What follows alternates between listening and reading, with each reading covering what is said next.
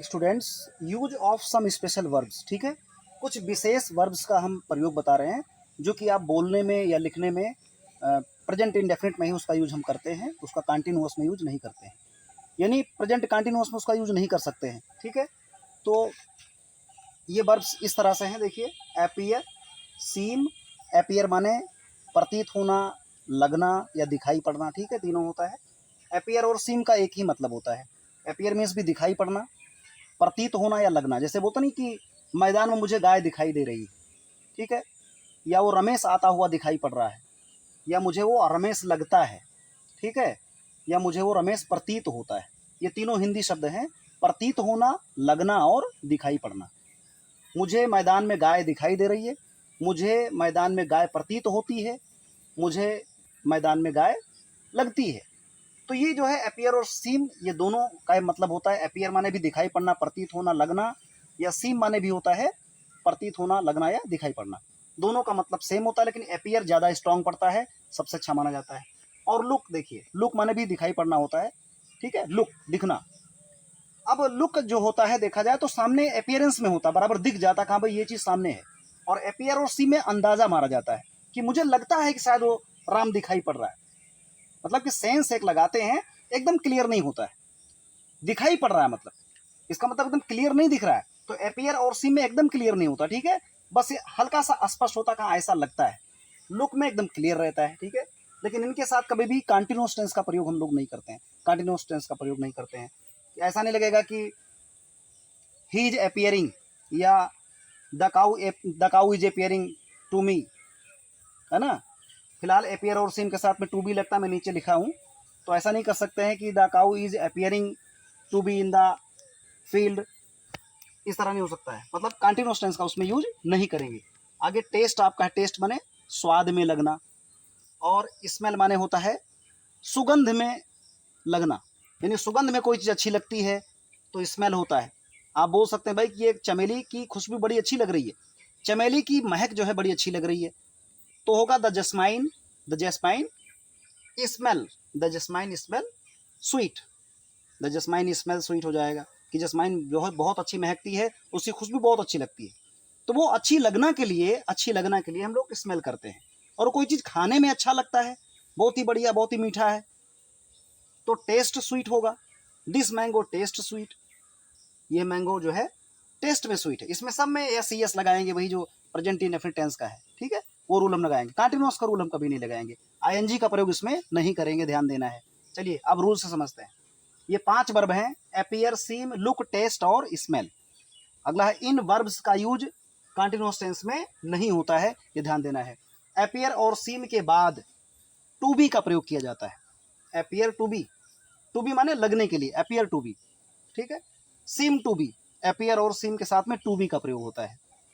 प्रायः एपियर और सीम का प्रयोग समान अर्थ, प्रतीत होना, लगना, दिखाई देना के लिए होता है, लेकिन एपियर ज़्यादा इम्प्रेसिव माना जाता है, बहुत ही ज़्यादा स्ट्रॉन्ग, इसका प्रभावशाली ये ज़्यादा माना जाता है एपियर सीम के अपेक्षा।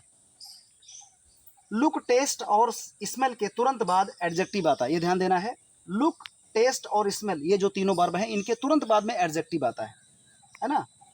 इसको एग्जाम्पल सेंटेंसेस के द्वारा समझ लेते हैं। देखिए, you appear to be a good boy, आप एक अच्छे लड़के दिखते हैं, या आप एक अच्छे लड़के दिखाई पड़ते हैं, आप अच्छे लड़के प्रतीत होते हैं, या आप अच्छे लड़के लगते हैं, दिखाई देते हैं, प्रतीत होते हैं, तीनों को कोई मतलब होता है। समझ गए होंगे आप। तो अपियर के बाद टू बी लगता है, इतना ध्यान देना है। अपियर टू बी, उसके बाद में उसका एडजेक्टिव आ जाएगा, कोई प्रॉब्लम नहीं है, ठीक है।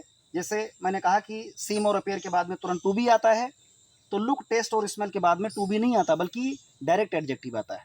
इसमें क्या होता है, अपियर और सीम के बाद में टू बी आता है, इसके बाद एडजेक्टिव आता है। अपियर और सीम में टू बी आएगा, फिर एडजेक्टिव आएगा, लेकिन लुक, टेस्ट और स्मेल के तुरंत बाद में टू बी नहीं आता, बल्कि डायरेक्ट एडजेक्टिव आता है, उसकी विशेषता आती है। तो you appear to be a good boy, आप एक अच्छे लड़के प्रतीत होते हैं। तो जो गुड बॉय है, गुड बॉय के पहले क्या है, गुड बॉय की विशेषता गुड, अच्छी है, तो गुड के पहले टू बी लगेगा।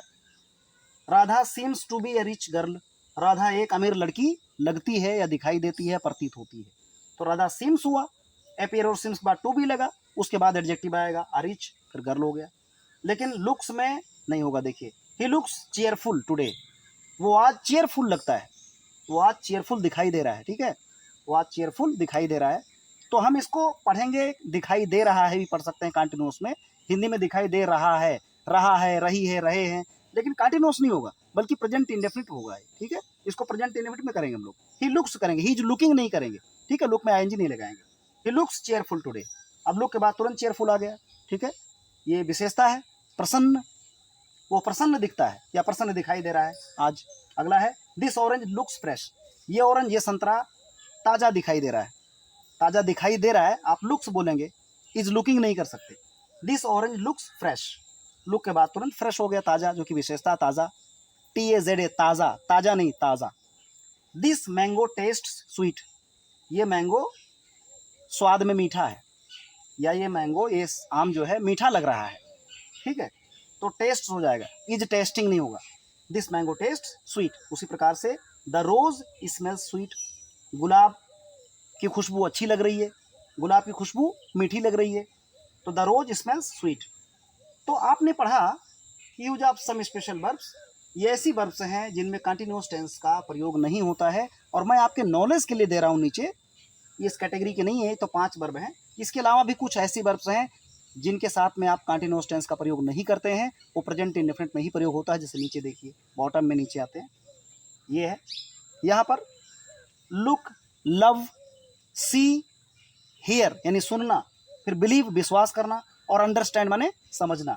तो लुक मीन्स देखना, लव मीन्स प्रेम करना, CSEE माने देखना, फिर हियर माने सुनना। इनके साथ आप ING का प्रयोग करके कंटिन्यूअस कभी नहीं बना सकते हैं, मत बनाइएगा, गलत माना जाता है, इनफॉर्मल माना जाता है। अगर कभी आपने लुकिंग देख भी लिया तो समझ लीजिएगा वो सही सेंटेंस नहीं है। ऐसा नहीं कर सकता यू आर लुकिंग सैड, आप दुखी दिखाई दे रहे हैं, आप दुखी दिखाई पड़ रहे हैं, तो यू लुक सैड हो जाएगा direct, you look sad, you are looking sad मत करिएगा, ठीक है। तो इसके साथ में हम कंटिन्यूअस टेंस का यूज नहीं करेंगे। आई लव यू क्यों बोला जाता है, मैं आपको प्रेम कर रहा हूँ, होता है वो कंटिन्यूअस में बोला जाएगा, लेकिन लिखा जाएगा उसको प्रेजेंट इंडेफिनिट में, आई लव यू होता है ना, मैं आपको प्रेम करता हूँ, मैं आपसे प्रेम करता हूँ। भले उसका सेंस लग रहा है मैं आपसे प्रेम कर रहा हूँ, वो आपसे प्रेम कर रही है, ठीक है, लेकिन शी इज लविंग नहीं होगा, शी लव्स यू ऐसा होगा। आगे सी है SEEC, इसमें ING नहीं लगाएंगे, है ना। आई एम सीइंग यू, मैं आपको देख रहा हूँ, ICU होगा। कभी कभी देखिए, आपने देखा होगा कि लोग कहते हैं IC हर बात में, IC, है ना, यू नो IC माने होता है मैं समझ रहा हूँ, यानी मतलब सेंस होगा कि आई एम अंडरस्टैंडिंग, जबकि अंडरस्टैंड में ING नहीं लगता, लेकिन आपको समझाने के लिए बोल रहा हूँ मैं, आई अंडरस्टैंड। अगर आप किसी को बोलना मैं समझ रहा हूँ, जी जी मैं आपकी बात समझ रहा हूँ, यस यस मैं आपकी बात समझ रहा हूँ, तो कहेंगे आई अंडरस्टैंड, या IC यस यस IC माने मैं समझ रहा हूँ, आई एम सीइंग इसका मतलब हुआ, लेकिन वो कंटिन्यूअस में नहीं बोला जाएगा, उसका सेंस लगेगा कंटिन्यूअस में, लेकिन बोला जाएगा वो प्रेजेंट इंडेफिनिट में। इस प्रकार से हियर भी, हियर माने सुनना होता है, लिसन के साथ में आप ING लगा सकते हैं, I am listening to you, मैं आपकी बात सुन रहा हूँ। और लिसन में भी, लिसन के बाद टू आता है, हमेशा ध्यान देना, लिसन के तुरंत बाद में टू आएगा, बिना टू के लिसन मत लिखना कभी भी। I am listening to you, I am listening to music, मैं म्यूजिक सुन रहा हूँ, लेकिन हियर के साथ में टू नहीं आता। इतना ध्यान देना है कि लिसन में ING लग जाएगा, वो कंटिन्यूअस बन जाएगा, लेकिन हियर का आप कंटिन्यूअस नहीं बनाएंगे, ठीक है। आई एम हियरिंग नहीं हो सकता है, I hear the sweet music ऐसा कर सकते हैं। फिर आगे बिलीव है, मैं आप में विश्वास करता हूँ, मैं आप में विश्वास कर रहा हूँ, तो क्या होगा, I believe in you, I believe in you हो जाएगा। ये नहीं होगा आई एम बिलीविंग यू, मैं आप विश्वास कर रहा हूँ, आई बिलीव यू कर सकते हैं, आई बिलीव इन यू कर सकते हैं, आई एम बिलीविंग नहीं कर सकते। उसी प्रकार अंडरस्टैंड है, अंडरस्टैंड में आई एम अंडरस्टैंडिंग नहीं करेंगे, ठीक है, आई अंडरस्टैंड होगा, मैं समझता हूँ, यानी मैं समझ रहा हूँ। तो इन वर्ब के साथ भी आपको कंटिन्यूअस टेंस में यूज नहीं करना है। ये बहुत ही इंपॉर्टेंट वीडियो आपके लिए है, अगर आप समझ रहे हैं तो, क्योंकि आप गलत नहीं बोलेंगे तो इंप्रेशन आपका ज़बरदस्त जमेगा। ये छोटी छोटी चीज़ें बहुत जिम्मेदारी निभाने में मदद करती हैं, सही शुद्ध रूप से में बोलने में मदद करती हैं, लिखने पढ़ने में मदद करती हैं। चलिए आपको होमवर्क दे देते हैं। SW में आप ये होमवर्क कर करके कमेंट बॉक्स में नीचे जो है आप लिख करके मुझे दीजिए, हम आपको प्यारा सा जो है अपनी तरफ से रिप्लाई देंगे, ठीक है, कॉम्प्लीमेंट देंगे। यह दवा कड़वी लगती है, यह दवा कड़वी लगती मतलब यह दवा कड़वी लग रही है। अगला, करिश्मा एक अमीर लड़की प्रतीत होती है, यानी करिश्मा एक अमीर लड़की दिखाई दे रही है। वह दुकानदार ईमानदार दिखाई दे रहा है, कंटिन्यूअस में है देखिए, लेकिन फिर भी आपको प्रेजेंट इंडेफिनिट में करना है। वह दुकानदार ईमानदार दिखाई दे रहा है। यह सेब मीठा लग रहा है, यह चमेली अच्छी खुशबू दे रही है। ये आपके 5 सेंटेंस हैं। इसको करके आप कमेंट प्लीज़ मुझे दीजिए, और कमेंट ज़रूर किया कीजिए। वीडियो बहुत अच्छा लगा होगा आपको तो प्लीज़ एक लाइक दीजिए, इससे हमें हौसला बढ़ता है, अगला वीडियो बनाने में हम आपको जो है हमको मदद मिलती है। Thank you so much.